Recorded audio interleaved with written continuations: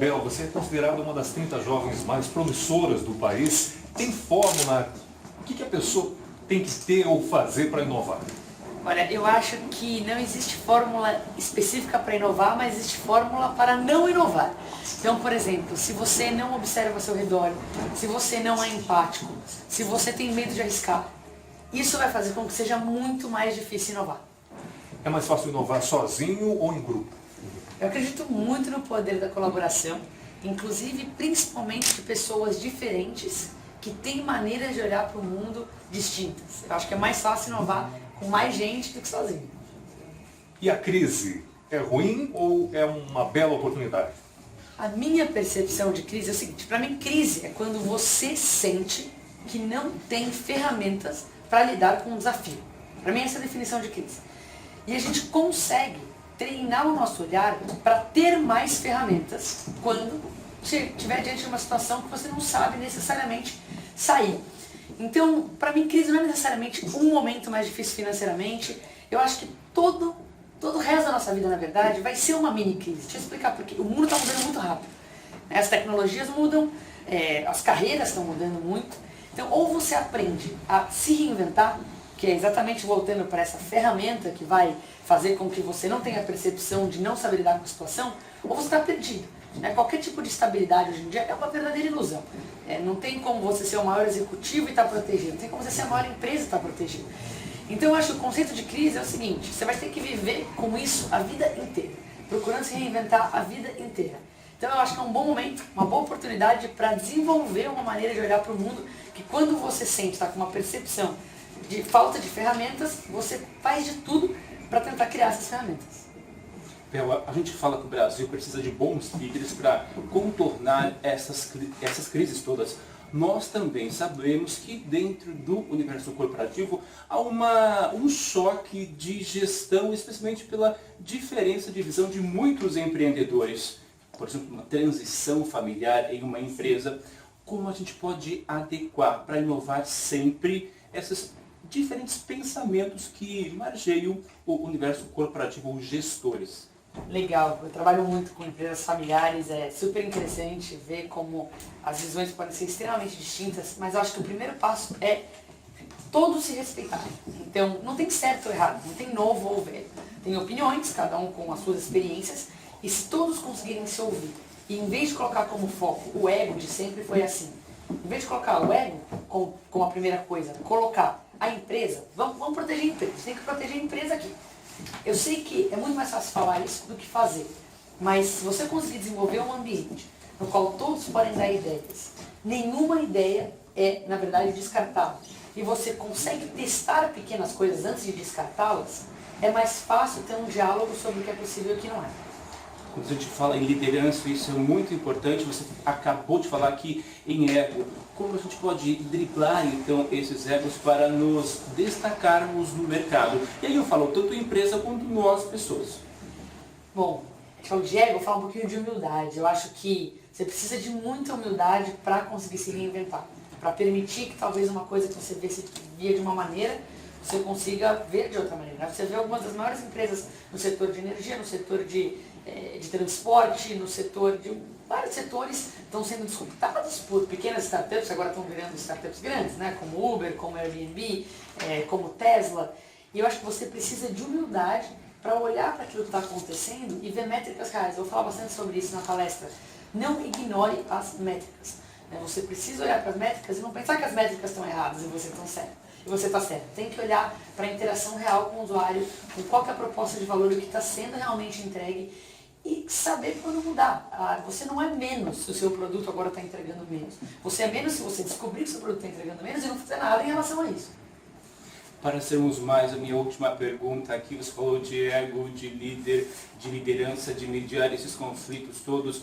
Nesse momento de crise étnica e política que o Brasil vive, você acredita que nós podemos contribuir de que maneira para que, de fato, o Brasil desponte no cenário internacional e, o mais importante, no cenário interno? Como a gente pode driblar essas crises e como a gente pode contribuir para que esses egos caiam no Brasil, para que, de fato, a gente possa crescer? Eu acredito muito no Brasil. Eu morei 7 anos nos Estados Unidos, voltei 3 anos atrás, fiz questão de voltar para trabalhar com educação. Eu acho que a gente tem uma massa crítica de pessoas extremamente do bem, que querem fazer acontecer. E eu acho que esse é o caminho, na verdade. Cada uma das nossas atitudes somam. Cada uma das nossas atitudes são exemplos que arrastam. Claro, tem um mundo para se andar entre um exemplo, 2 exemplos e realmente influenciar tantos outros problemas estruturais que a gente tem.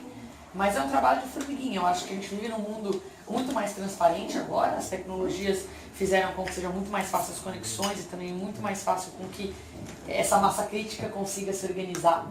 E eu acho que o caminho é fazer com que você saiba que cada uma das suas ações reflete no país. Então, desde você não furar uma fila, até você não tentar dar um jeito errado, não tentar trapacear, não tentar pensar só no curto prazo e no longo prazo.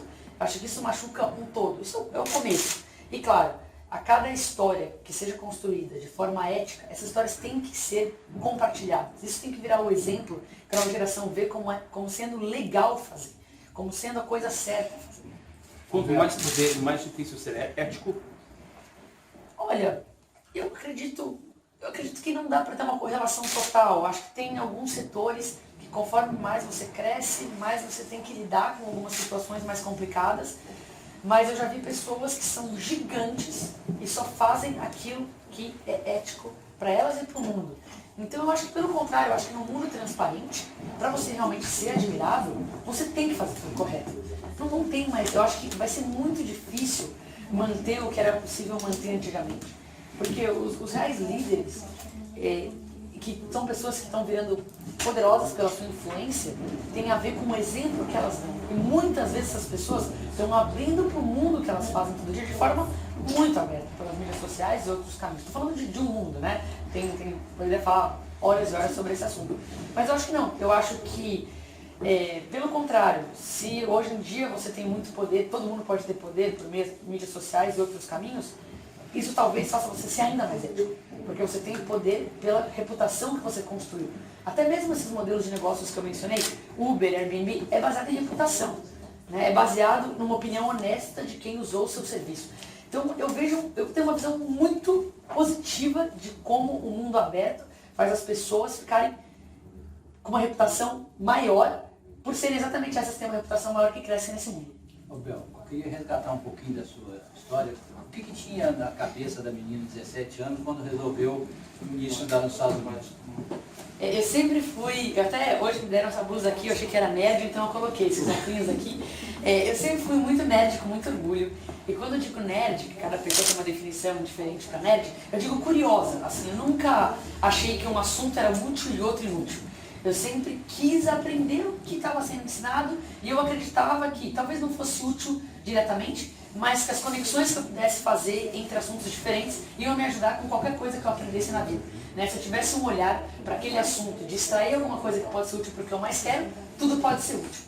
E eu gostava muito de matemática, muito de tecnologia, queria na verdade estudar no ITER, Instituto Tecnológico de Aeronáutica, pelo ITER conheci o MIT e desde a época que eu prestava no MIT, eu já pensava em, não precisava ser necessariamente o MIT, mas ir para uma faculdade que eu pudesse aprender coisas de forma mais holística para depois, seja no Brasil, seja para o mundo, fazer a diferença através do que eu aprendesse. Era o que eu queria e é o que eu quero até hoje também, não mudou isso.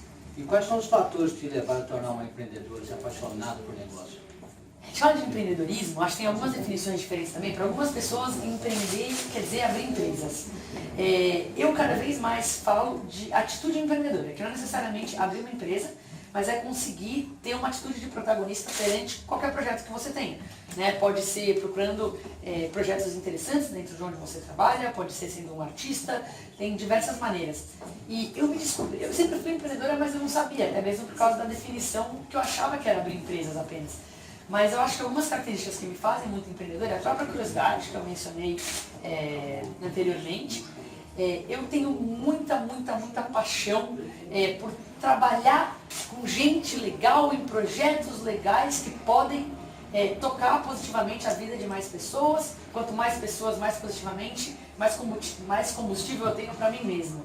Então eu acho que determinação aliada a isso, resiliência, tudo isso contribui para que eu tente com toda a vontade, junto à minha equipe, tirar projetos do papel. Qual a sua sugestão para o empresário que a grande maioria agora, diante da crise, da instabilidade política, está pisando no freio?